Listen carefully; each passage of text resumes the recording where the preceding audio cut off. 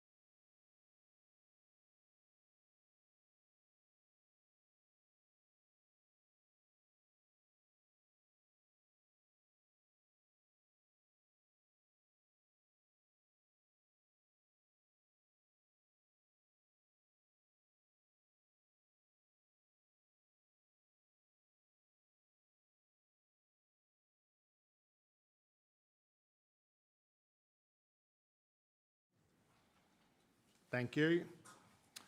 Welcome to the hybrid meeting of the full council. Can I ask members to be mindful that microphones when switched on are sensitive and may broadcast other conversations being held in the vicinity.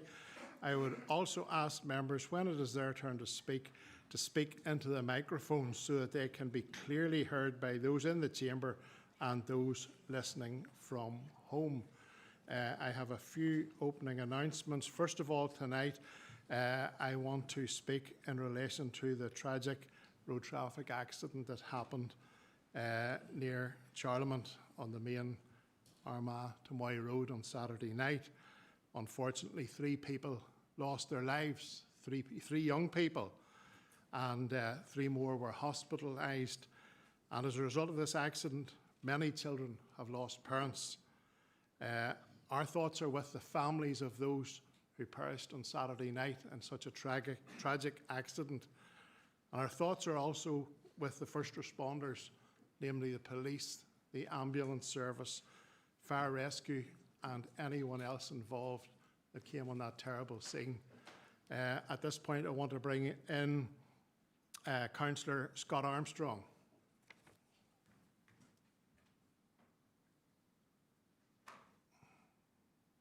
Yes, thank you, Lord Mayor, and I want to be associated with your remarks and to extend my own thoughts and condolences to the families of Conor Quinn, John Guy and Laura Hoy, as well as those who were injured in the tragic accident on the Armagh Moy Road on Saturday evening. At times like this, words feel inadequate. This is a devastating loss for the families directly affected and for the wider community. We've learned that 11 children have lost parents in this crash, and it is impossible to comprehend the pain that they are experiencing. And it's pertinent that we keep these children in our thoughts and prayers in the weeks and months ahead. Incidents such as this remind us of the fragility of life and how everything can change in a single moment. I would urge everyone to remember the importance of road safety and of looking out for one another whilst on the roads. And I note from the statement that the police are still appealing for witnesses, dash cam footage, and any information that may assist their investigation. In closing, Lord Mayor, I'd also want to express my gratitude to our emergency services, the ambulance service, the fire and rescue service, and the police service for everything that they did on Saturday evening. They are often the ones who carry the emotional burden of responding to tragedies like this, and I hope they too are receiving the support that they need and deserve. Thank you, Lord Mayor. Thank you. I also have had a request in for Councillor Thomas O'Hanlon to speak on the same issue. Thank you, Lord Mayor, and can I join with you in extending my heartfelt sympathies to the families of John Gay, Conor Quinn and Laura Hoy Henry, who lost their lives at the weekend. Lord Mayor, can I also add to that John McSorley, the bus driver from Katy who passed away last week in an accident outside Newry. No words that we can say in this chamber tonight can express the shock, the sadness and the devastation of the families involved. In relation to John, Conor and Laura, they were out on a Saturday evening and they didn't come home. They were all parents to young children. They were loved and adored. Their families and communities have been torn apart in a blink of an eye, and my heart goes out to their families, where mummy and daddy aren't there now for the big occasions or for the little things that you want to run and tell them happened this day or that day at school or at work. Those parents around the chamber tonight will know exactly what I mean. John Gay, whilst a Dublin man, came to settle in Katy. His children and family live in the town, and I offer them the thoughts and prayers of the Katy and wider community tonight. And so too to the family of John McSorley, also from Katy, who passed away last week. John was a bus driver, and he was more than that. He was a talented musician and a friend to many. I got to know him through constituencies work, and he definitely was a character. Last Tuesday, the school bus John was driving left the road with 40 children on board from St Paul's High School in Bessbrook.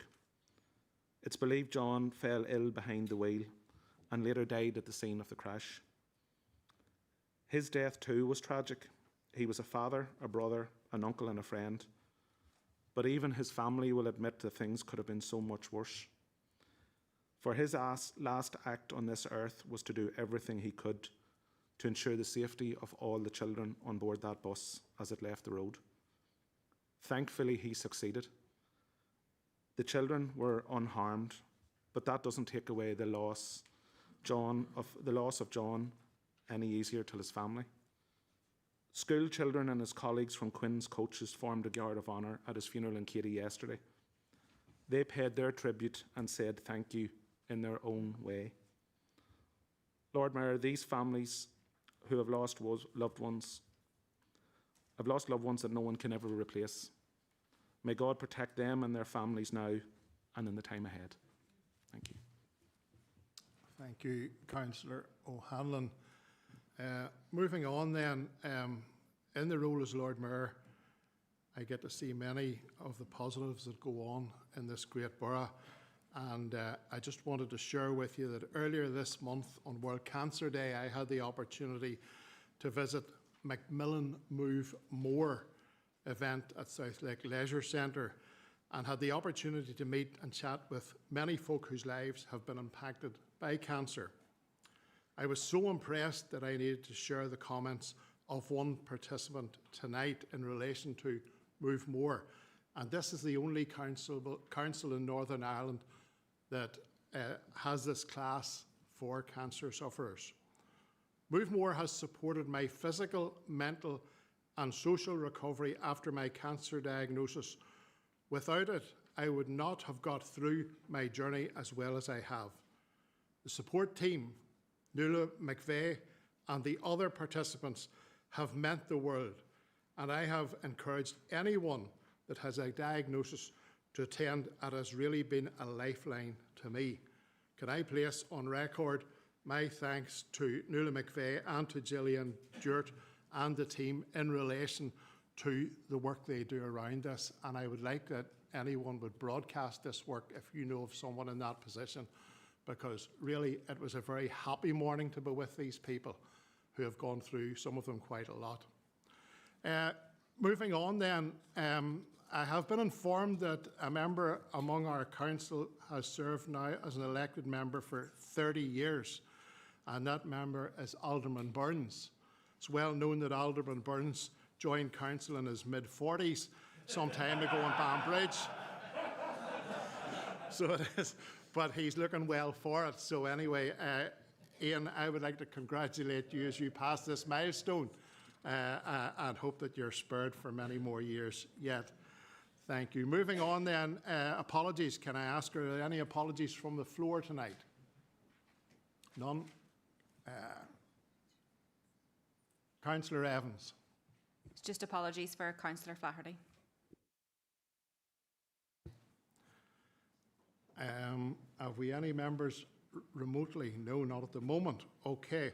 Moving on then to the council minutes. Can I have a proposer and seconder that the minutes of the council meeting held on the 26th of January be taken as read and approved as a correct record? Proposed by Councillor Hare, seconded by Councillor Savage. Okay, thank you. With regard to item CO3 2026, revalue of business rates, I would advise members that it has been agreed with party leaders that owing to a pause in the revaluation centre, that only LPS, not Hospitality Ulster, will be invited to present at a future ED and/or committee meeting. Are we all agreed to adopt the decisions contained within the council meetings and council monthly meeting and to move on? Thank you.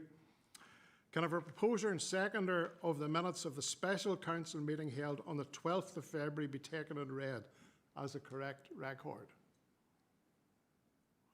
Councillor Radcliffe, seconded by Alderman Baxter, and agreed. We all agreed and happy to adopt the decisions. Move on. Thank you. Declaration of interests. We're agreed to take these as we go through the meeting. Agenda item 4 is a presentation, and we're going to receive a presentation tonight from Northern Ireland Water. I'd like to welcome the following officers: Dr. Stephen Blockwell, Head of Investment Management, Engineering and Sustainability, and Gary Lawther, Head of Developer Services, Metering, Billing, Customer Operations Directorate. And also Michael Rainey, a Senior Infrastructure Planner, will also be in attendance remotely. You're very welcome, gentlemen, and can we ask you that you confine your presentation to about 10 or 15 minutes so that members have an opportunity, should they desire, to ask some questions. Thank you.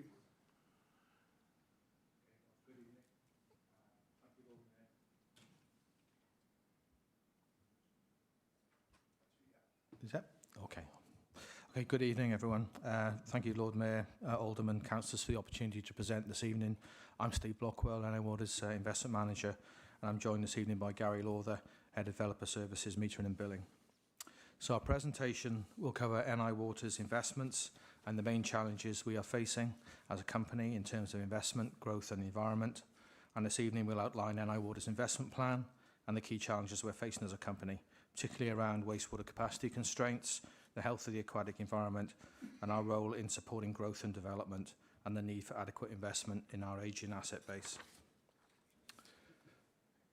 NI Water was established in 2007 and operates under the Companies Act 2006, which means we follow UK corporate governance standards. Our governance model is shown on the right-hand side of the slide, and we're independently regulated. This means that our performance, our investment plans and operational delivery are all subject to external scrutiny to ensure transparency and accountability.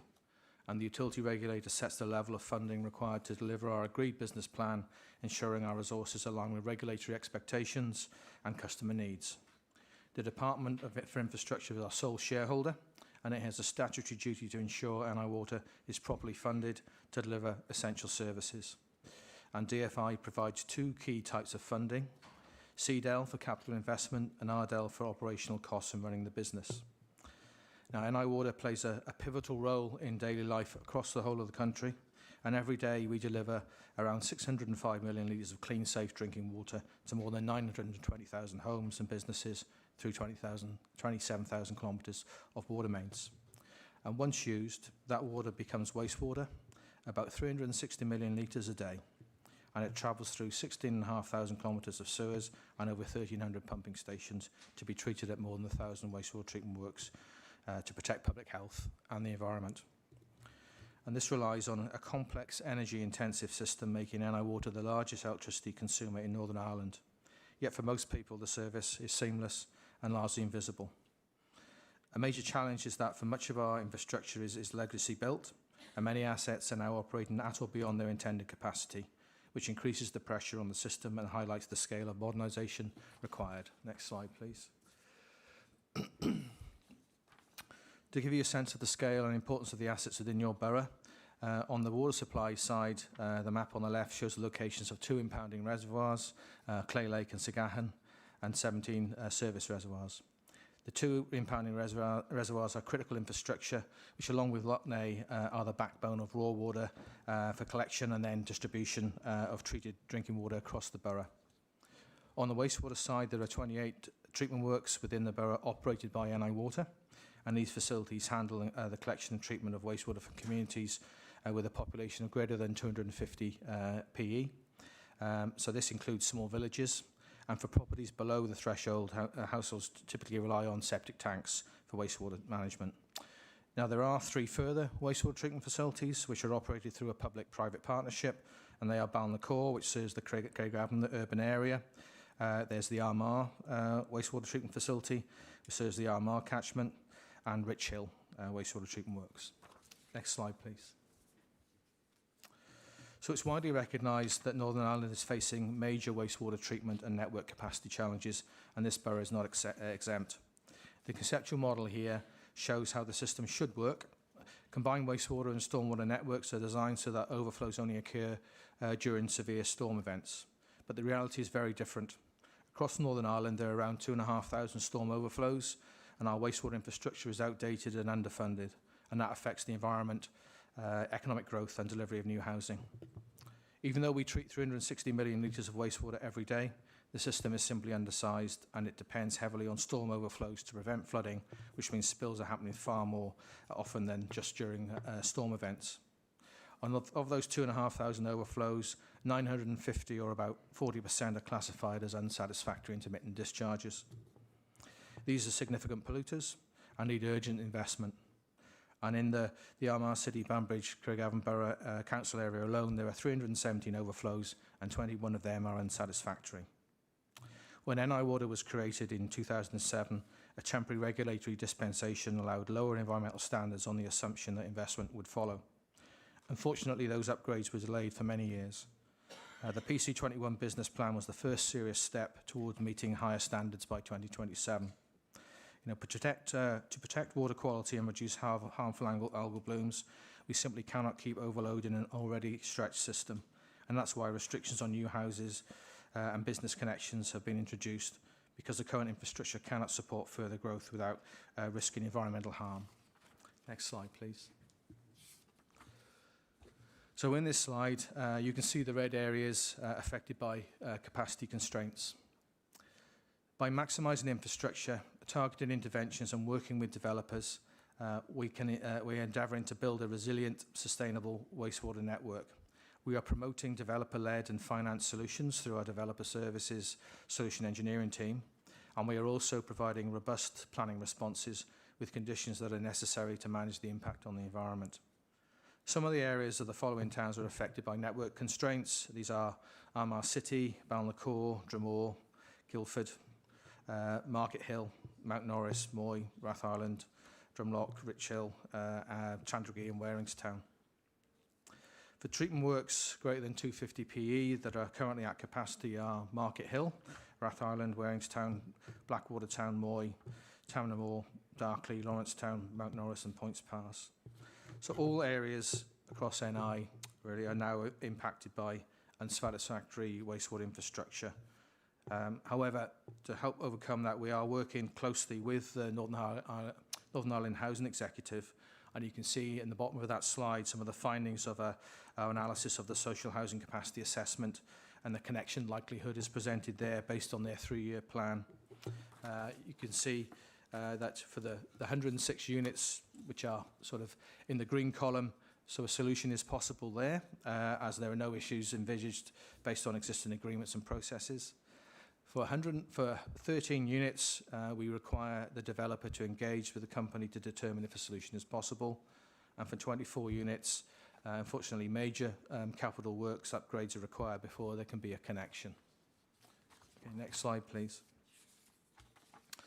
So this slide summarises the Council's ambitions, which you're all familiar with. And my team has been working closely with the Council planners on your local development plan process.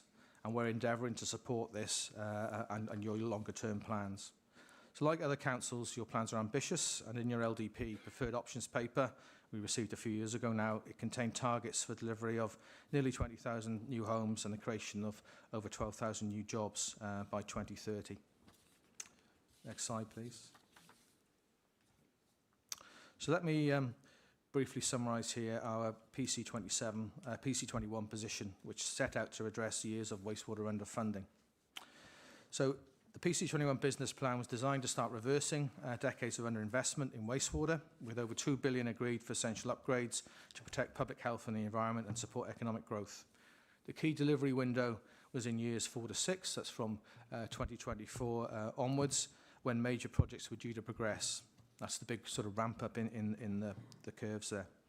However, since 2024, the funding situation has shifted dramatically. And instead of 500 to 600 million per year agreed with the utility regulator, we're planning on about a £321 million annual budget. That creates roughly a £650 million shortfall across PC21, with this reduced level expected to continue. As a result, we've had a focus on on keeping existing assets running, that's maintaining essential operations and ensuring safe drinking water. This leaves very little scope for wastewater upgrades. So the consequence is clear: without sustainable funding, progress stalls and risks to public health and the environment and the economic development continue to grow. So here we have a slide that shows the planned investments for this financial year. So there are significant challenges, as we say, faced by the company for the remainder of PC21. And in this slide, in the blue rows, we have water-related projects and water-related investments. The most notable there at the top is the Castor Bay to Ballydugan service reservoir upgrade. This is a £30 million investment. It's due to complete in 2028. And in this financial year, we will have invested 8.3 million. And overall, to date, the investment made is 9.4. So this scheme will provide an additional 15.5 megalitres per day, which is essential to meet an increased demands and providing security of supply to our customers during drought, high demand events and freeze-thaw events. Then we have the Castor Bay to Ballydugan trunk main project. That involves in-year expenditure of 3.5 million of what is a 6.3 million pound investment, and that's to ensure that Castor Bay to Ballydugan pump main is not vulnerable to catastrophic failure and to understand the condition of other high-risk water mains that are on the site. We also have PPP Alpha GAC media replacement project, and that's to address taste and odour issues by incremental improvements in our drinking water filters used to treat raw water from Loch Ness. And this work is in advance of any significant capital works upgrades that we would want to include in future price controls, but these will be subject to adequate funding. There are also several water mains rehab packages that you have listed there. Wastewater has long been the neglected Cinderella of NI Water's business, and it's essential to everything we do, yet too often overlooked. And in this table, the wastewater investment activities are highlighted in orange. Because more than £500 million has been removed from the PC21 investment programme, every council area has felt the impact of projects that have been cancelled or pushed back.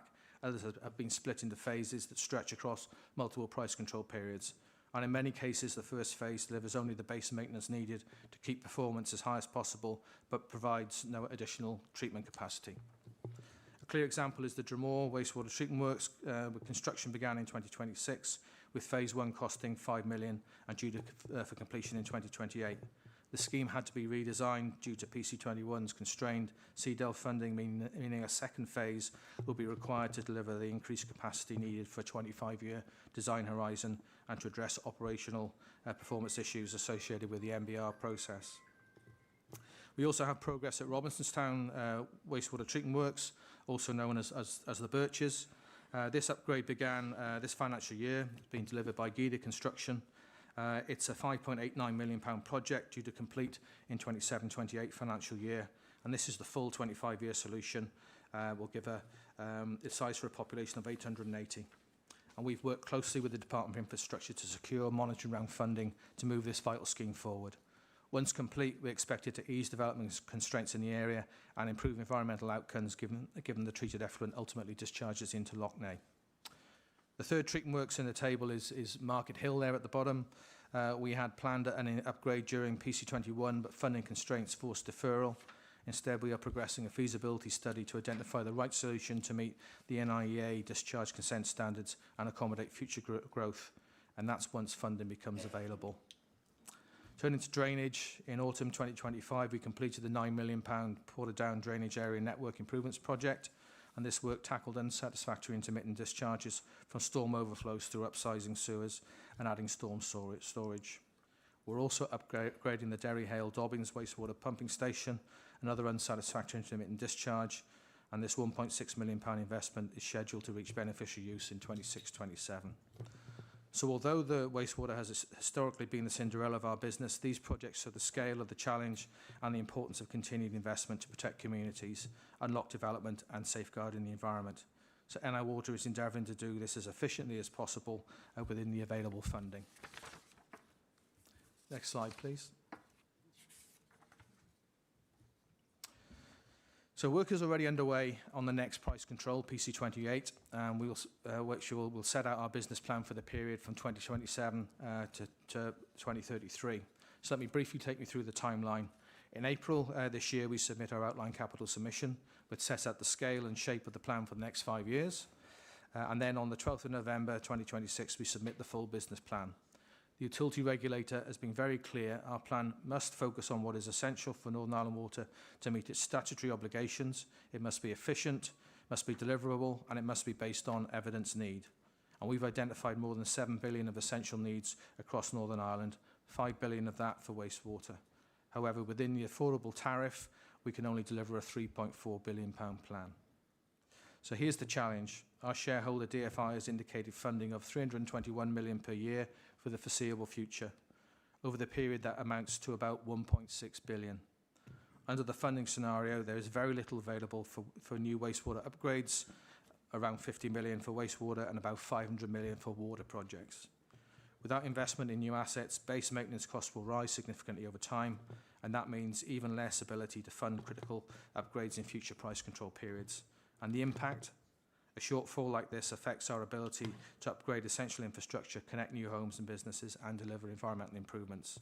So the decisions being taken now are crucial, not just for the next 5 years, but for the long-term resilience of Northern Ireland's water and wastewater services. Next slide, please.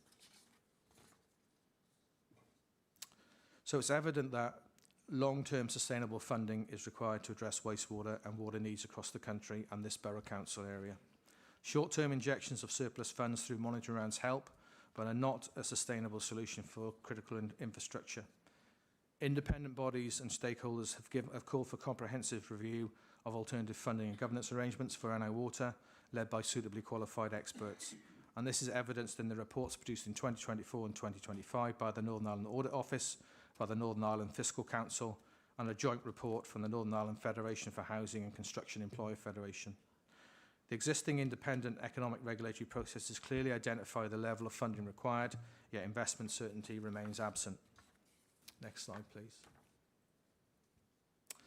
So in summary, a permanent funding solution for Northern Ireland's water and wastewater infrastructure is required.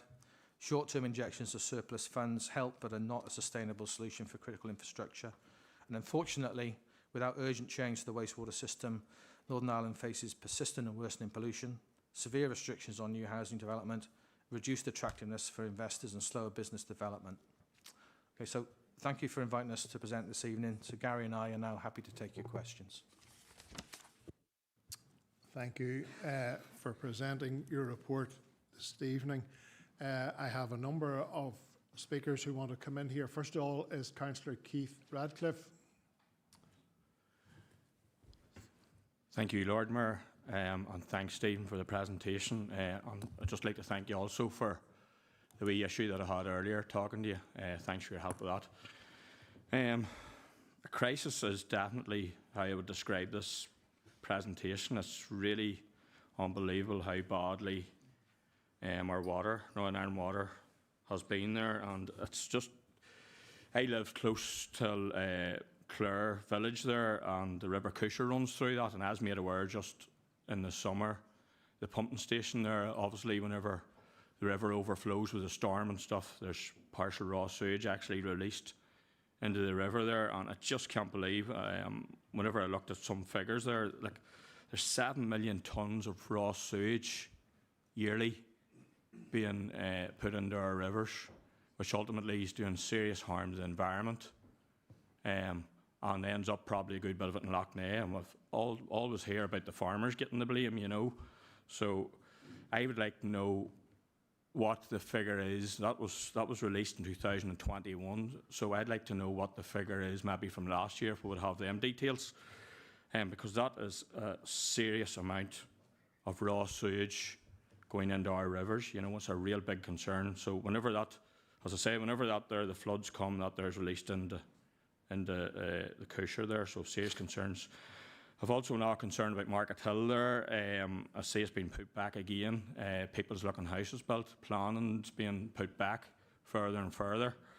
And I know you probably don't even have a time scale for that, but I'd just like to see or hear if you have any update at all about timing maybe for that there in Market Hill, because I know it's been going on for quite a long time, being put in the back burner. But thanks again, Stephen. I don't. You have a hard job there in your hands. That's all I can say. You know, it's very, very clear how bad our fundamental water is, and our basic infrastructure. You know, that's part of our basic infrastructure. And I think a lot of questions need to be asked how we try to resolve this going forward. And I know it's going to take a huge amount of money, but I think Stormont It has to be answers coming from Stormont. Well, thanks again, Steve, and thank you, Lord Mayor. Okay, thank you. If you want to come back in there, Dr. Rockwell. So I can send you a link, or all of you councillors, a link to our website where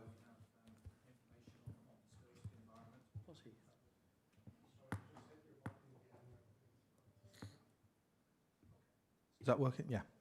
Okay, thanks. So our website has a link there that has information on the spills to the environment. We've now installed event duration monitors on many CSOs and pumping stations, so I can direct you to there and get that off the website. So that's open for everyone.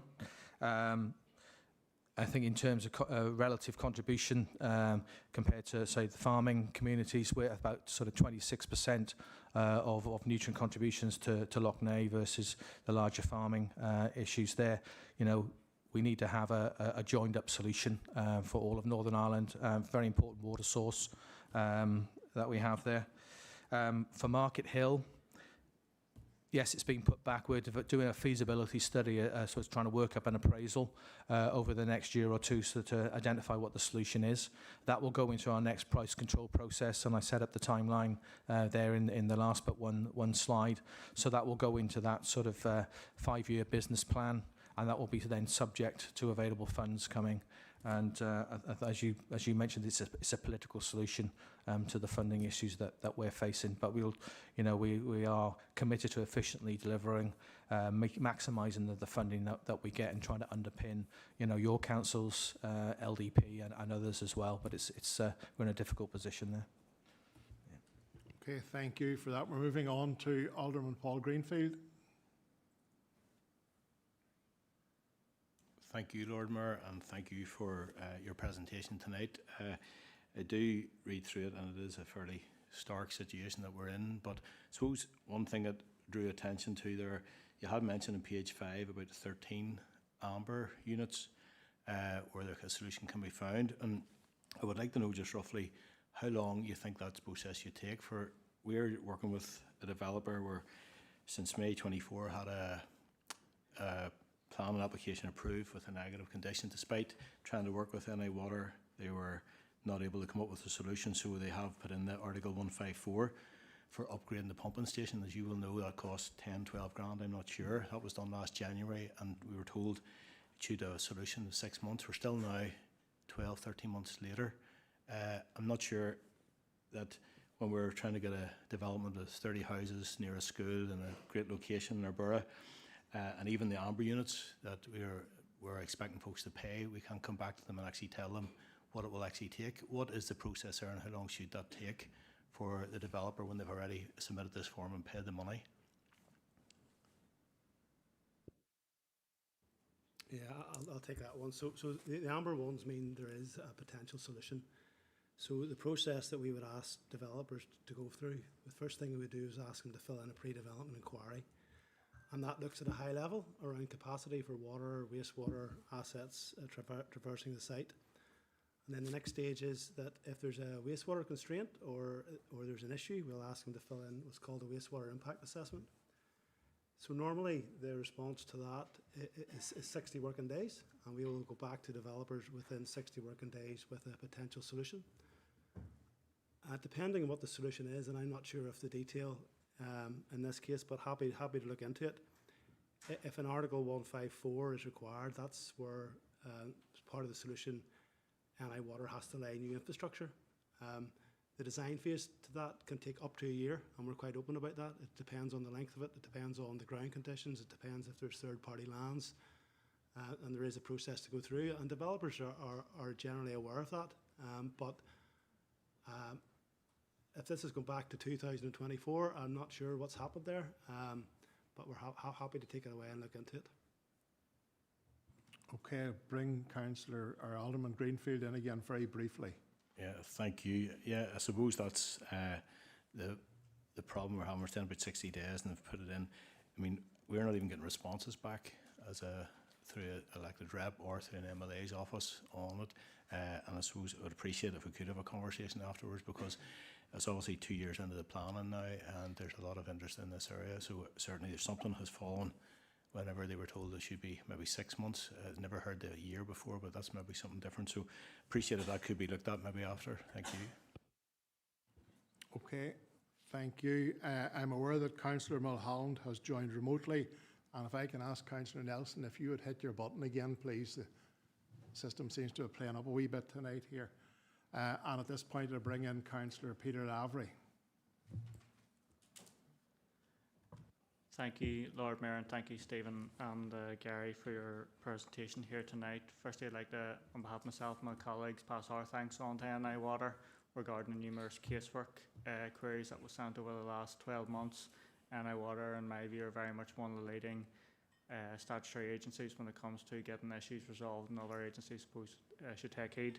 I suppose I want to speak about a couple of things in relation to wastewater capacity and economic development, as you have outlined, Stephen. It is the two main topics we get asked and debated a lot, and indeed NI Water, as is pointed out by Councillor Radcliffe, is the second biggest polluter in terms of our drinking water and Lough Neagh and so on, second only to the agricultural industry.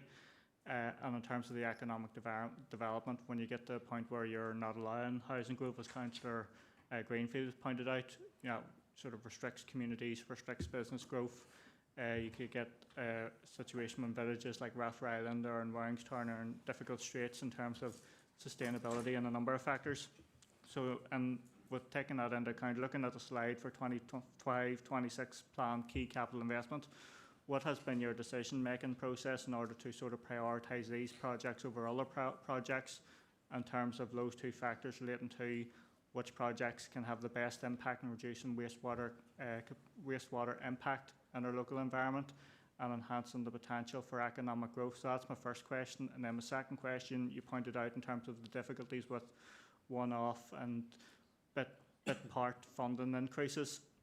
It's been debated, I suppose, in recent times about a multi-year budget. How would a multi-year budget impact NI Water's ability to deliver projects in a potentially more efficient or, you know, a more detailed fashion to maybe this one-year rolling budget? So to go back, how do you prioritise the sort of local projects for this borough in order to make sure the right projects are prioritised at the right time? And looking forward, what has, I suppose, your response been in NI Water in terms of multi-year budgets? Thank you, Lord Mayor.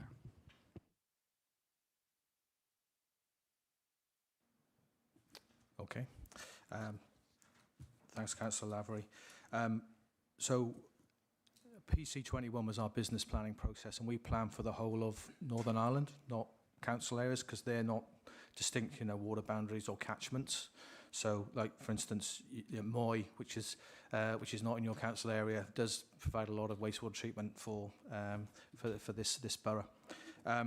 So we prioritise our business plan with our stakeholders. That includes Northern Ireland Environment Agency. So primarily, it's about environmental compliance and meeting the needs of the environment. And there's very often an overlap there as well with development. But, you know, there's not a, you know, we follow the direction in the DFI social and environmental guidance. So that's sort of at a high level how we do the plan, if you like.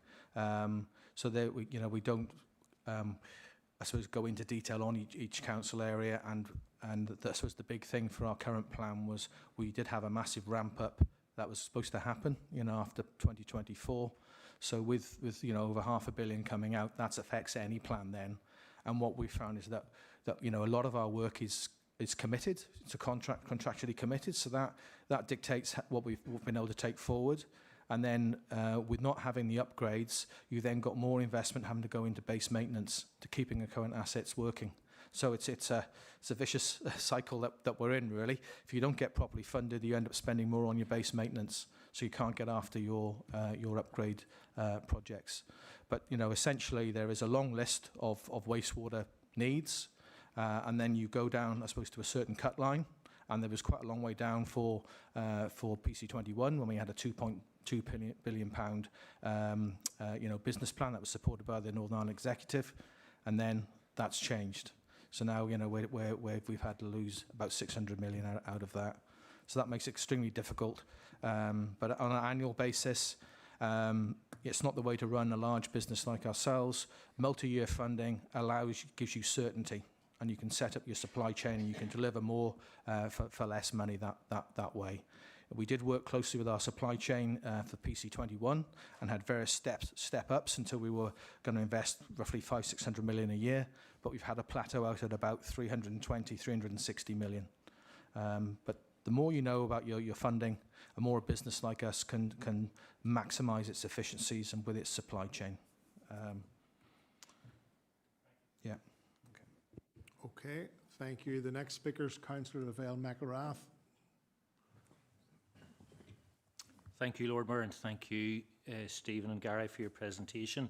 I suppose my question relates to the wastewater scheme in Portadown, Meadow Lane, that was completed last year in 2025, ran for 2 years. Quite a lot of disruption and so on, but no doubt there will be some, or should be some benefits from that.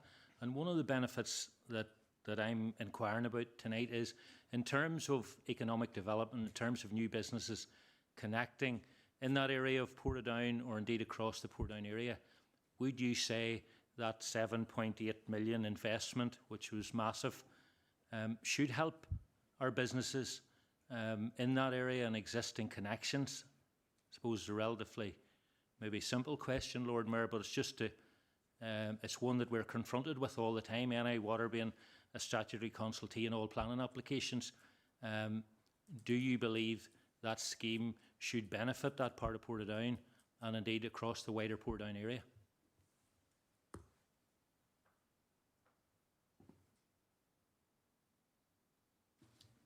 Okay, so obviously that investment's gone in it. I say it did cause quite a bit of disruption, but it does improve the system and it removes UIDs and flooding issues. So there is a benefit to the area, and it means then you don't have a constriction in that part of your network.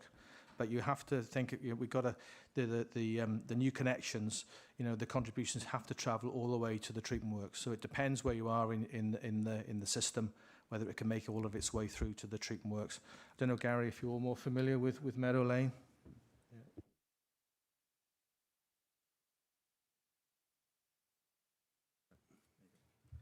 Yeah, across the ABC council area, all the main towns and small towns are open for development. There's no areas in them towns, apart from some small areas in Portadown, which are closed for development, which is quite unique in Northern Ireland. So, we have about 55,000 inquiries for connections on the books. About a third of them are in areas where they can't be developed until there's severe capital investment. But in the ABC council area, we've about 2,200 inquiries, and all of them can go ahead apart from 600. So you can comparatively, in terms of comparing that to other areas, ABC is in a good condition. But yes, so the work at Meadow Lane, yes, that will help development in Portadown. There's two other schemes that are required in Portadown as well. There's one at Guildford Road wastewater pumping station, and there's one at Armagh wastewater pumping station, and they're very heavy polluters. And currently, you can't develop upstream of them. There's in quite small areas, and they need to be fixed, and they will go into our plan for PC28 to be fixed. But as Steve's pointed out, that will require the funding there to do that. But yes, so to answer the question, yes, Meadow Lane will help with development in Portadown, but there's two small areas in Portadown that also need to be fixed within the network as well.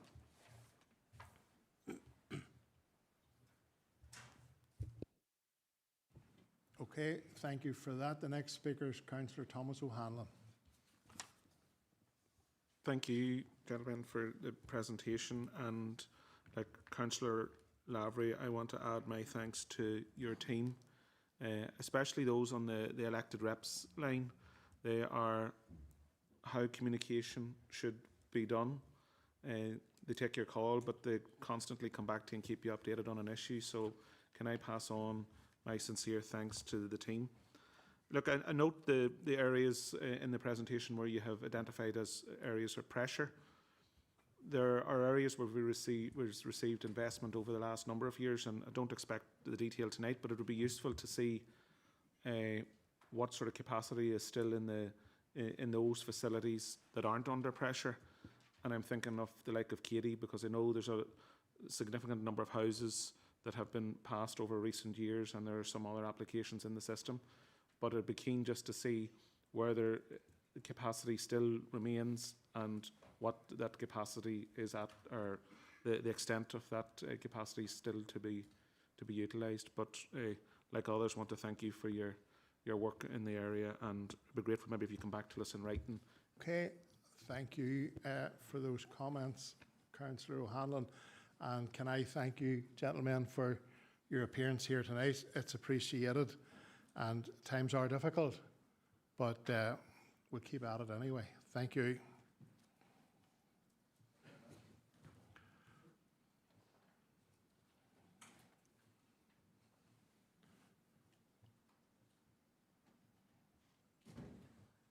Okay, members, we're going to move on to the committee minutes.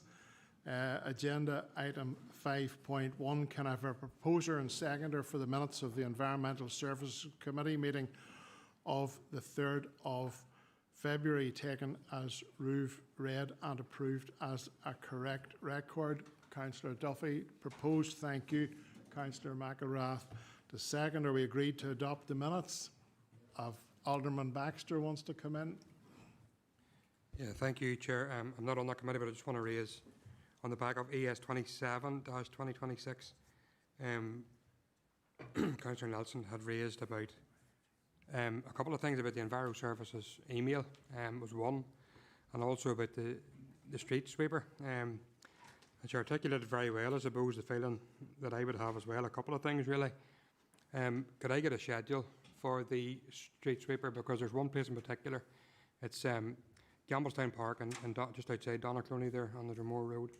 I have to ring all the time or send an email about getting it swept. It doesn't seem to be on the agenda for getting done automatically, and I've been asking for it now for 3 or 4 years, and I'm told that it is, but it doesn't seem to be done. And maybe if you could even ask even now through you, Chair, is there an issue still? I know there was a staffing problem with the street sweeper. We didn't have enough drivers. Is that still the case? Are we back on full schedule again? And I think the second point then, in relation to the emails, I think, and you know, I don't want to be too uncomplimentary about staffing, but how we do things, because I suppose staff are busy, and I do appreciate that we do have to use that generic email at times. But I think as elected representatives in this council, I think if somebody sent us an email, I don't think they should be signing it by a department. I think they should be putting their name to it.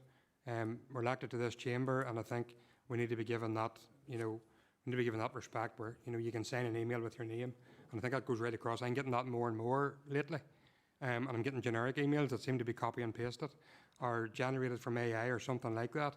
And I think, you know, we have a mandate here, and I think we should be treated that way. Probably it's just to put that sort of down. You can maybe take that back and look at it for whatever officer is responsible. But maybe you could answer that first question about, you know, the schedule and about staff for street sweepers, and then maybe we can pick that point up again, maybe at a working group, governance working group or whatever, about how emails are answered to elected representatives. Thank you. Thank you for that. I'm going to bring in the director.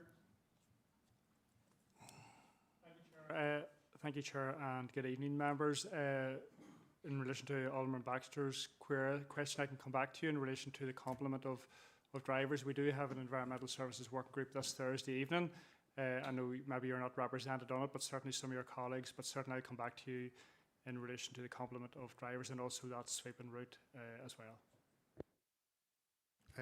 Director, can I ask you, can you address the point in relation to emails, etc., not been signed off by a staff member? I can understand where Alderman Baxter comes from, because I have the same issue in your department. It doesn't stand alone in relation to that. There are a lot of anonymous emails come back to us as members, so if you want to address that point. Thank you, Chair. Yes, so look, after a committee at the beginning of the month, we have met with the admin team and the head of department, and we're currently reviewing that process. But again, we have raised the question certainly of officer sign off on emails. Yeah.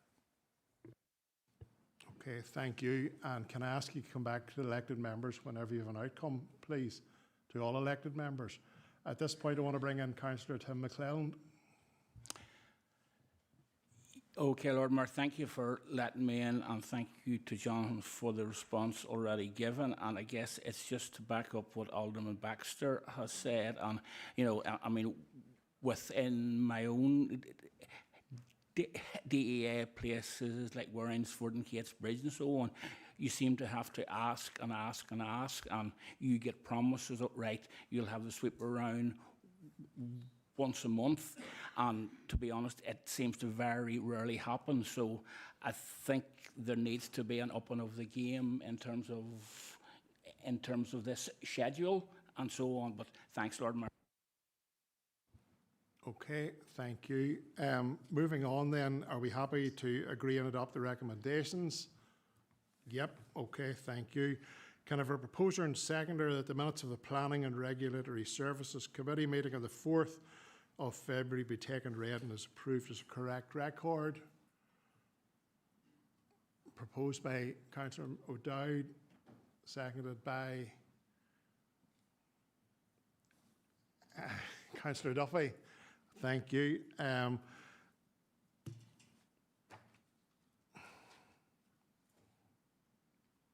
Okay, thank you. Are we all agreed that the recommendations?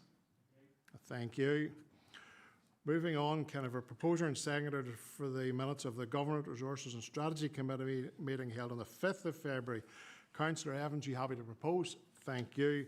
Councillor Mackle, you happy to second? Thank you. And are we agreed to adopt? Thank you. Moving on to the minutes of the Community and Wellbeing Committee meeting on the 9th of February. Content that they're taken as read and approved. Alderman Barr, happy to propose? Thank you. And Councillor Hare, happy to second. Are we have Alderman Greenfield?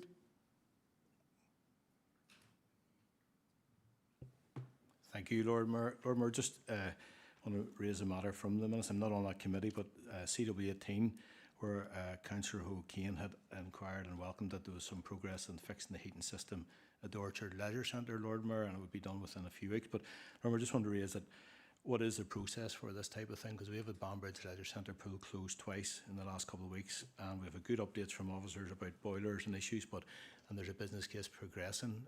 But I'm sort of concerned, Lord Mayor, because what is the interim plan on this and how long will it take? We did have a situation in this leisure centre where the sauna was nearly 2 years out of action and we couldn't get a tender done. So I just want to know where we're at with that, Lord Mayor, at the moment, and to make sure we have a timescale and interim measure, for this has been quite inconvenient for quite a number of folks who have contacted me. I certainly want to make sure we're not in the same situation that we were in before for the sauna. Okay, thank you. I'm going to bring in Paul Tomati, the Director.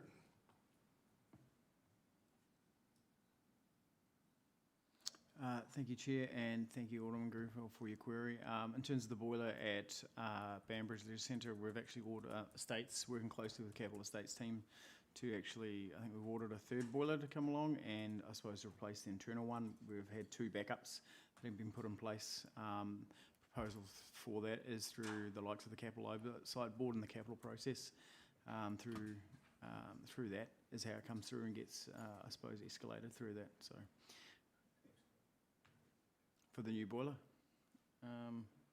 Probably come back to you about that, but there are 2 contingency. We do have a contingency plan put in place from the last time, so we're content with, I suppose, service continuity for the interim period, but I'll come back to you with a timescale on that third one. Thank you.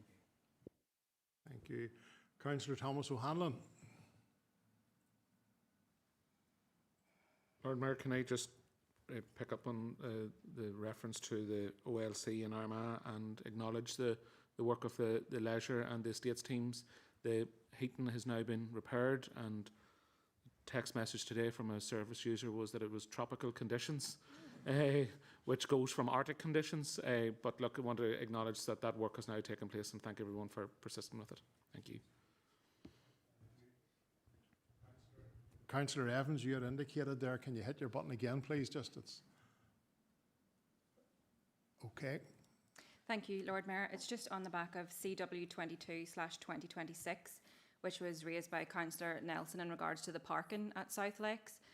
This is something I've raised a few times, but on Sunday I noticed again that there was another event taking place in South Lakes, and again the overflow car park, which could be used here at the Civic Centre, was not open, and there was cars parked all over the car park in South Lakes to the point an ambulance was struggling to get in.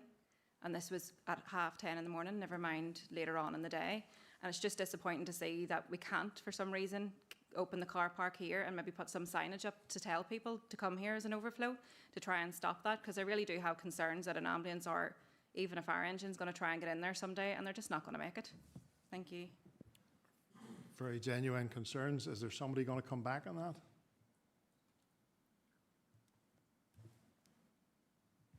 Paul Tamati.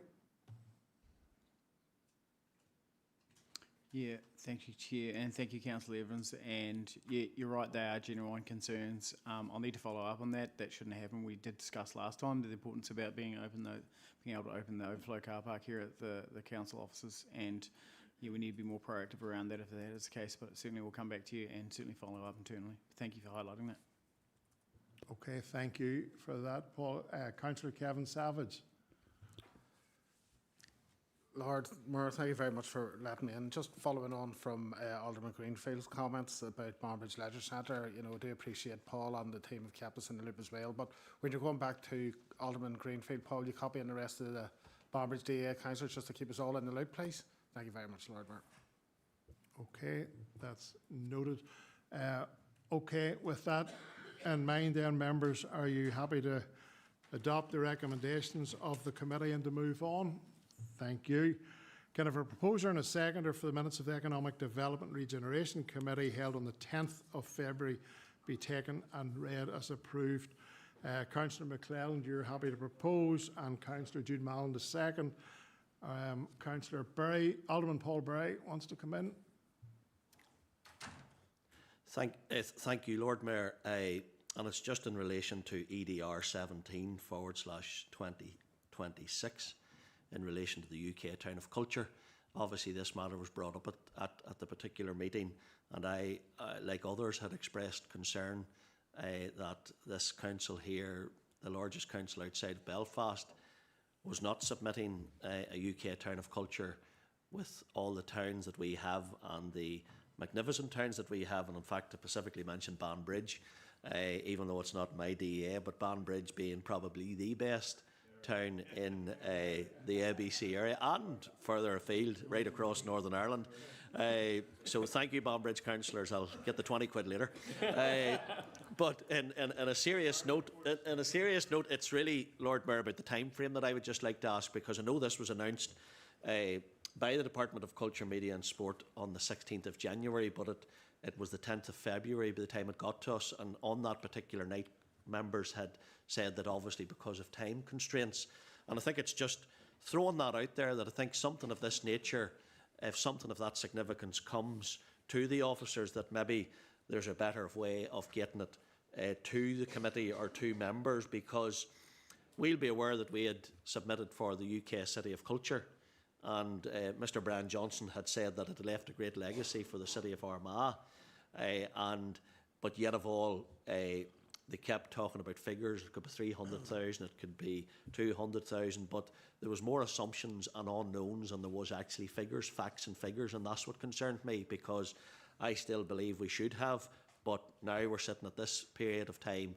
It is obviously very short notice, but at that particular meeting on the 10th of February, Lord Mayor, the officer in charge had said that they would prepare for a future bid, and suppose I would just like in front of full council tonight how that suggestion would be for a future bid. What preparations would start? Would it start now? Would there be wheels in motion, or would we have to wait until another round is opened or another thing is announced and then we don't have time or assumptions? All we had to do, Lord Mayor, and I read through it, was to express interest, an expression of interest, which was about 300 words per question. I think it was about 4 questions that we had to answer. There was no major money involved, even to get to the expression of interest. And I know members said that, well, we want to be in it to win it, but there's only one way you can do that, is by being in it. I would just like clarity on it tonight. I know it's too late. The time frame obviously is gone very, very close to it, but I'd just like to know from the director as to how he proposes with his team in ensuring that if something of this nature comes again, that we're ready and prepared for it. Okay, and I'm going to bring the director in on that very point.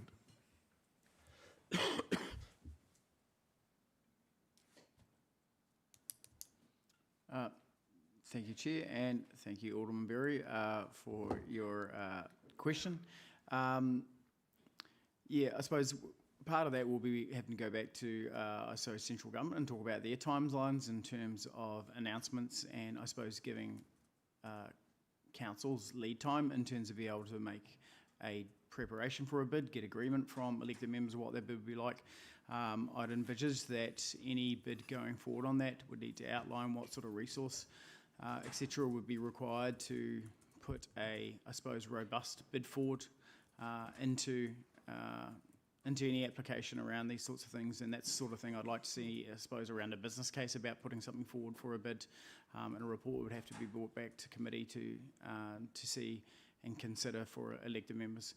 But, you know, there's a lot of time and effort and resource that goes into such things. We know that our officers are working hard on day-to-day and also aspirational projects for the council in addition to this. And so all those sort of things have to be considered. And so I probably envisage us bringing a report back detailing those sorts of things for members to be able to make a decision on. Okay, thank you for that. Are we all agreed to adopt the recommendations then within the report and happy to move on? Thank you. Can I have a proposer and seconder for the minutes of Governance, Resources and Strategy Committee meeting held on the 11th of February, taken as read?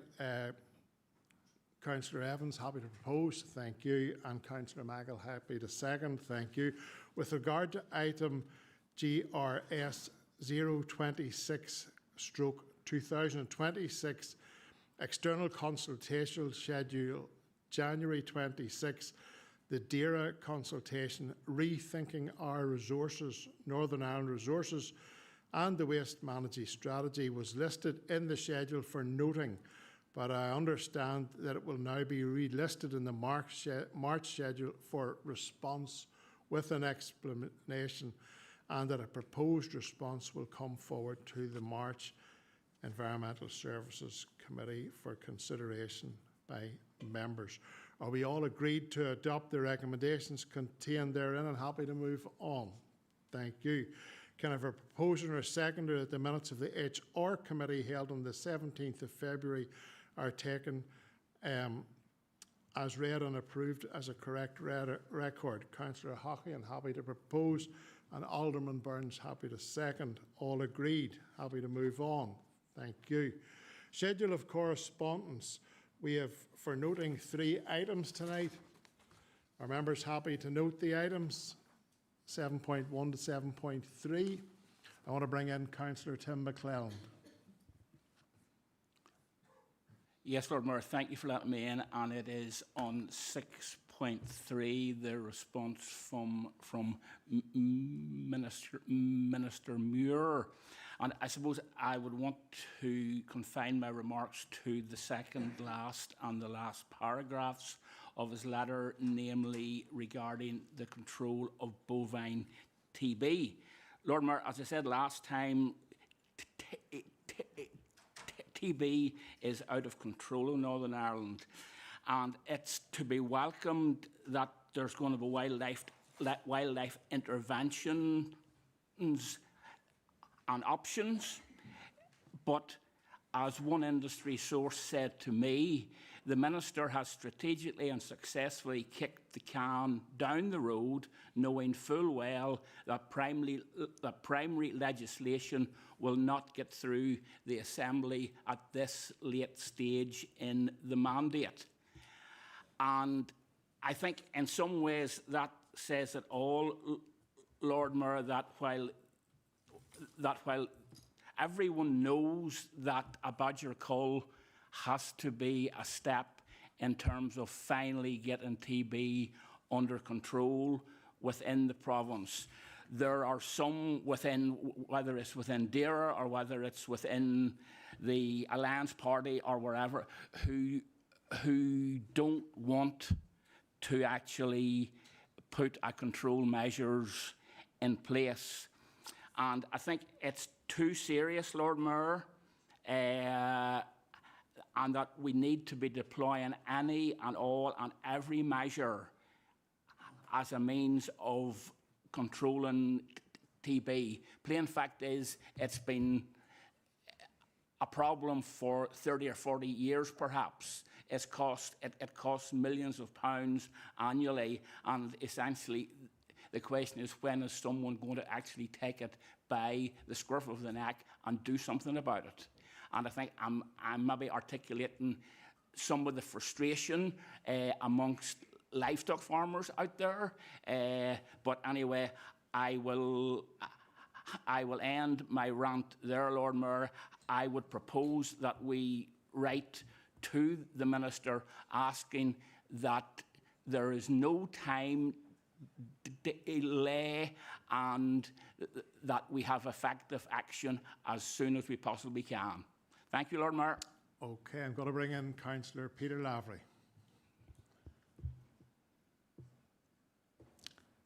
Thank you, Lord Mayor, and thank you to Councillor McClellan for his remarks. And he's called it a rant. I would call it full outrage. I have to remind Councillor McClellan that for years, for decades, both his own party and other parties in this chamber were in charge of the Agriculture Ministry, and they done next to nothing to resolve this very serious matter, Lord Mayor.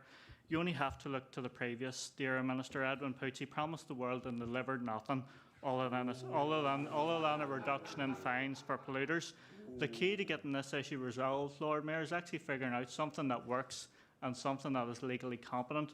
I welcome the cross-border trial that has been announced recently to try and figure out on a smaller basis what actually can work, rather than just simply rushing into decisions as the previous incompetent DUP minister did, which did not stand scrutiny under any kind of judicial process.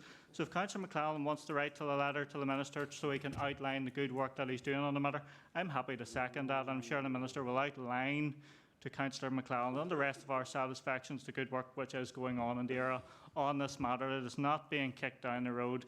It is being resolved, and unfortunately, as Councillor McClellan has outlined, it is going to be a difficult one to resolve due to its long-standing nature. Thank you, Lord Mayor. I'm going to bring in Councillor Keith Radcliffe. Thank you, Lord Mayor. I think I'll stay calm here. So, no, look, I'd like to thank I'd like to thank Councillor McClellan for bringing this forward. It's funny, just the significance of it, because I was speaking to 3 farmers just at the weekend. So I was, and they were saying just about many farmers' livestock had been down till TB within the Clare area. There's about 7 or 8 farmers. Timothy probably, or Councillor McClellan, sorry, Timothy probably knows the majority of them as well there in our local area. And it's quite clear, unfortunately, it's the Badgers that's causing this here. You know, it's been known for a number of years, and probably the only way around is calling the Badgers, unfortunately, is something that people probably don't want to grasp and take authority on it. But I think the only way to get around it is there's going to have to be calling of the Badgers, and I just feel for the farmers. And as Councillor McClellan has already said, this is costing a huge amount of money. So it is. Obviously, farmers there's having to be paid for their animals whenever they be put down. So we do need something to go forward. Thank you, Lord Mayor. Councillor Radcliffe, are you seconding the proposal? I've already seconded it, Chair. I'm not sure, Councillor Lavery, if yours was a second. I'm happy to second, Lord Mayor. Yes. Made, you know. Okay. Seconded by Councillor Radcliffe. So it is. Okay. Councillor Tim McClellan, very briefly then. Very briefly, Lord Mayor, indeed. And I think it must have been a record number of times that the words Councillor McClellan was uttered in this chamber in a 2-minute period. But anyway, Councillor Lavery referenced the pilot scheme. And I'll just read a very interesting quote about that pilot scheme from an industry source. The pilot scheme in Donegal and northwest of Northern Ireland could set a dangerous precedent, resulting in no action being taken to do anything on TB for a decade in Northern Ireland. We all know what needs to happen, and although it may be uncomfortable, the reality, as Councillor Radcliffe has said, is that a badger cull of some description has to happen. So, anyway, Lord Mayor, I will leave my remarks there. As usual, it's always nice to hear from Councillor Lavery, but anyway, thank you. Okay, we're going well, and that's only an issue of correspondence. But anyway, we have a proposal. We have a proposal from Councillor McClellan, seconded by Councillor Radcliffe, that we write to the Minister Asking that there is no delay in implementing measures to control bovine TB. Okay, thank you. Are we agreed? Okay, that makes life a wee bit easier.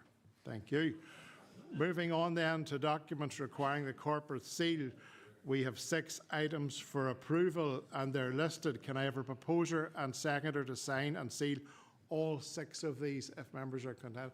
Proposed by Councillor Duffy, seconded by Alderman Baxter and agreed. Thank you. Moving on then to a notice of motion. We have one tonight in relation to sustainable landscaping, and I'm going to call on Councillor Ferguson now to propose. Thank you, Lord Mayor. Tonight, Lord Mayor, this motion represents an opportunity for us as civic leaders to set an innovative and sustainable direction for landscaping in our parks, towns and villages. Sustainable landscaping is about choosing colourful native species and perennials, essentially shrubs and plants that thrive in our natural soil conditions and are adaptable to our changing climate. These plant choices are hardy, offering spring and summer colour through flowering and fruit bearing, and continued colour through the dormant season due to their permanent nature. It is essentially a plant that maintains its life in the place it was given. An example of this would be a midwinter cornice, which turns vibrant orange in winter and is largely disease and drought resistant. These sustainable choices don't compromise on visual impact, and they remain suitable for planter boxes as well as open spaces and flower beds. The benefits of sustainable landscaping are real and tangible for this council. It is low maintenance and requires pruning approximately twice a year, less when it's more established. This is in stark contrast to growing and breeding annual flowers for hanging baskets, bringing them in from elsewhere, planting them in conditions that require peat-based compost, watering on a weekly basis to be dumped or used for compost at end of life. The resourcing efficiencies are clear. Over the longer term, resources are saved on intensive maintenance and can be rediverted to other priorities across our parks. There are challenges to sustainable landscaping. Firstly, it really is about the knowledge transfer to council and to make good planting choices over the longer term to ensure colour and plant appropriateness in those particular areas.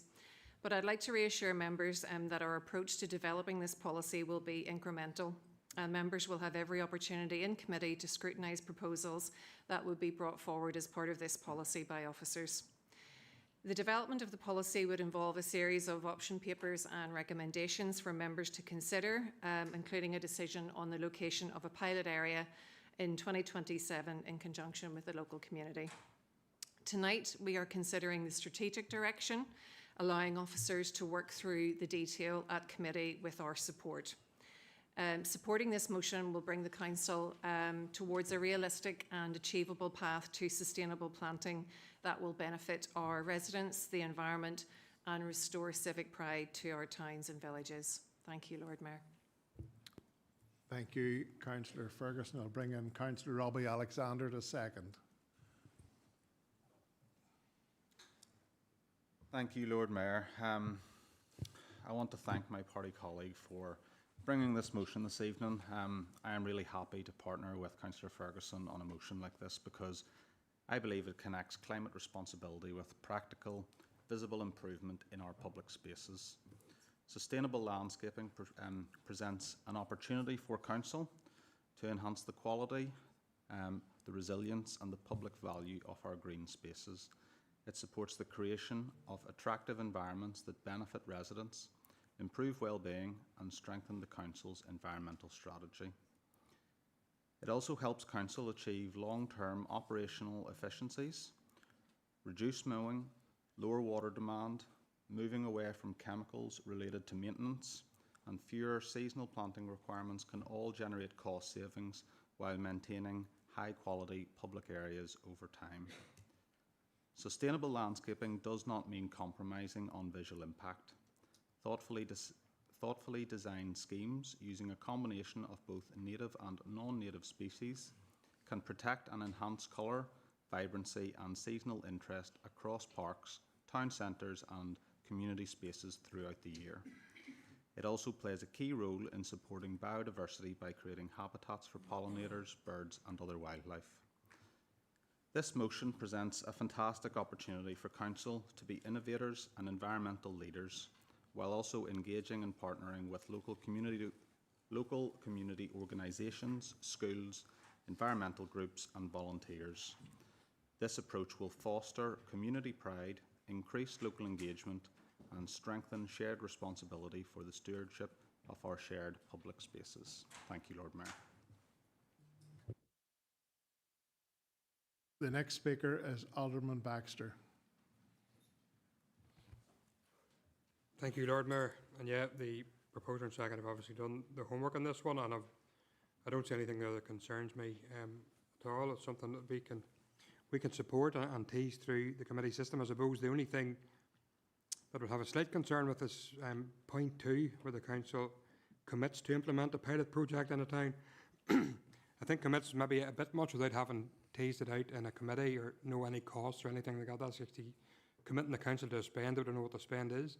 So I'm just wondering, can we maybe just change that? Instead of commits to implement a pilot project in a town, change it to explore the possibility of implementing a pilot project in the town. I know it's only a very small technical issue, but I think if we actually pass a motion to say we're committing to do it, that we will absolutely do it. And I don't think we should absolutely do anything without knowing the cost and the impact and all that. But absolutely nothing wrong with the motion, you know, in general. And it will be something that we'll most likely support. But I think without knowing, you know, the cost, it would concern me slightly. So if we could maybe, I don't know if I need to propose that as an amendment or not, or maybe the proposer is happy to accept that.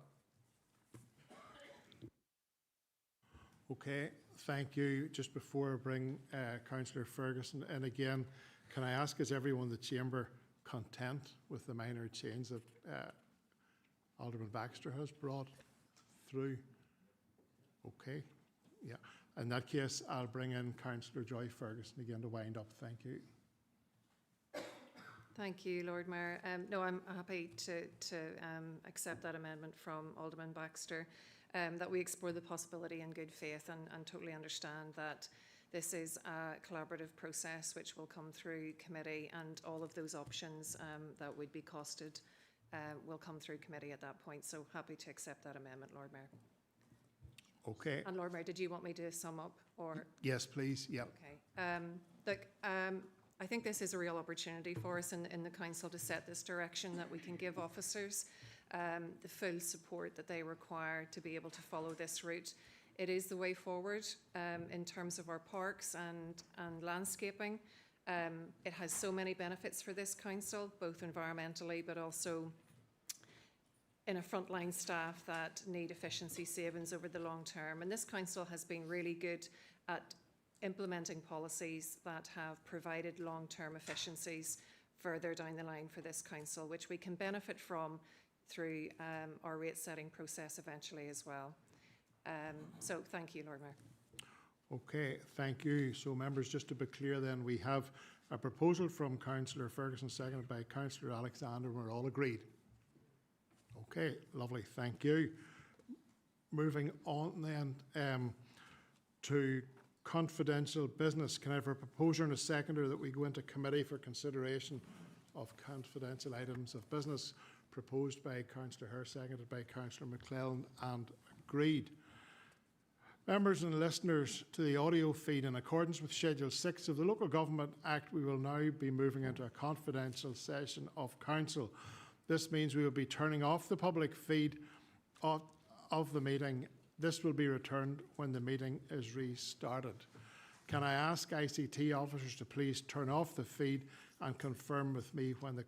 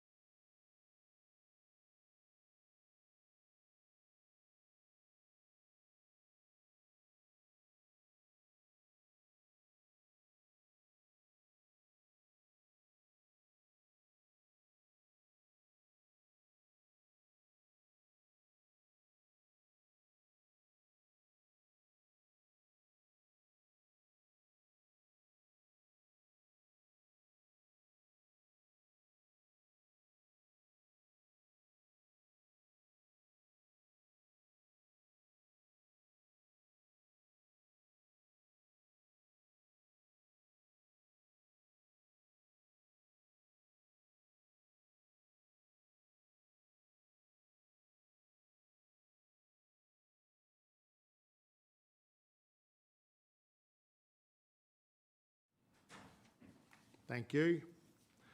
Can I have a proposer and seconder to adopt the decisions taken in committee, proposed by Councillor Murtry, seconded by Alderman Baxter, and agreed? Thank you. Agenda item 11 is any other business. We have one item tonight from Councillor O'Hanlon relating to missed deliveries in relation to Royal Mail. So, Councillor O'Hanlon. Thank you, Lord Mayor, and I'll be as brief as I can. I want to raise the ongoing problems with postal deliveries locally, and particularly the impact delays are having on people with medical and hospital appointments. I understand that other representatives have raised similar problems in other places, but I want to raise the issue here tonight and ask for members' support. I've been contacted by a number of residents who have been experiencing serious and repeated delays in receiving post. The most worrying aspect of that is medical correspondence arriving too late for people to attend appointments. Sometimes the sometimes after the appointment date has already passed. This is not a theoretical concern.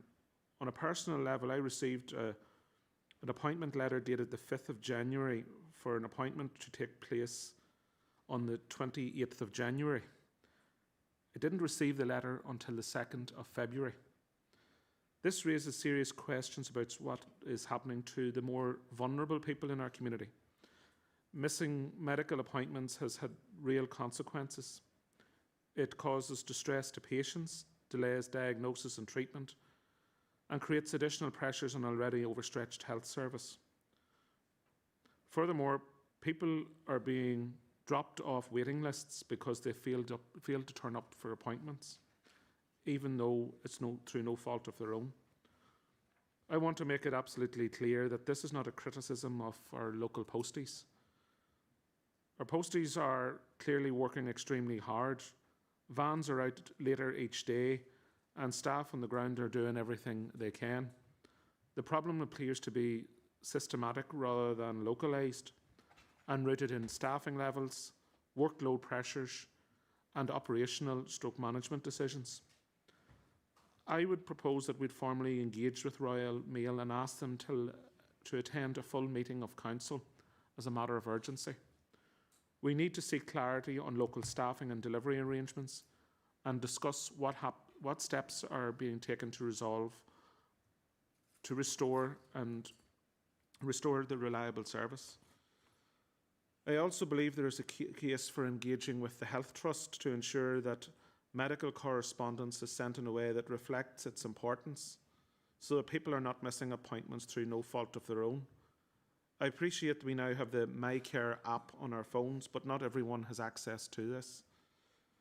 Thank you, Lord Mayor, and I propose that Royal Mail are brought before a future meeting of council at the earliest opportunity.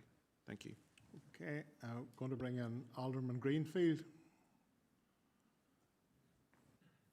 Thank you, Lord Mayor. And Lord Mayor, I'd be happy to second Councillor Holland's proposal. This is an issue that has been going on and raised quite a number of times over the last few weeks, especially in our own Banbridge area, where after a recent meeting with the Deputy First Minister and Diane Dodds MLA, they have agreed that there's 8 vacancies in the Banbridge area alone, and they have agreed that they are trying to expedite and will pay overtime to get done. But this is something that really does affect our local businesses, our residents, and really does affect a lot of, especially some of those of our elderly community who have missed appointments. One lady spoke to myself who had 15 letters delivered in the one day, 3 of them from her bank to say that her bank card had been stopped because someone was misusing it somewhere, and had caused us a considerable amount of stress. So I would certainly happily second that proposal and ask that they do come before council.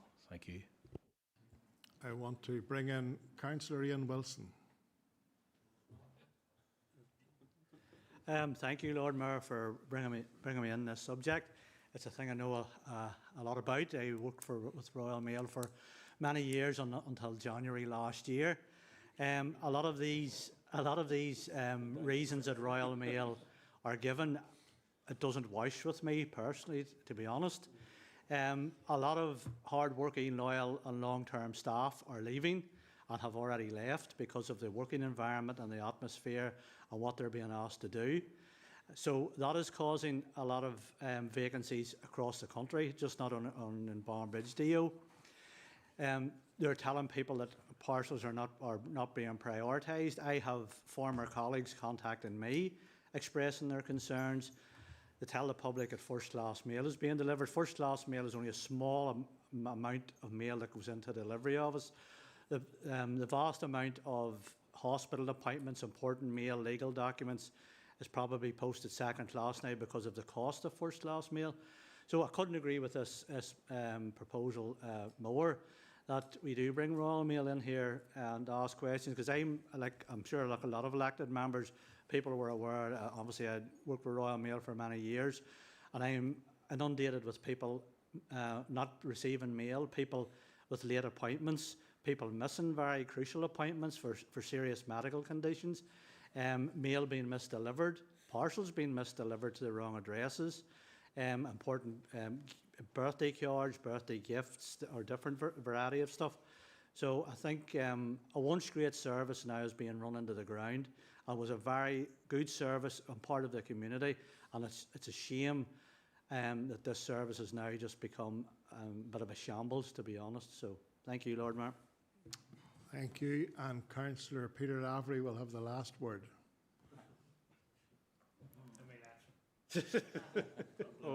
I was going to say best to last, but it's hard to follow that fairly comprehensive response from Councillor Wilson, who's outlined the issues in great detail, and I think we'd all agree with him.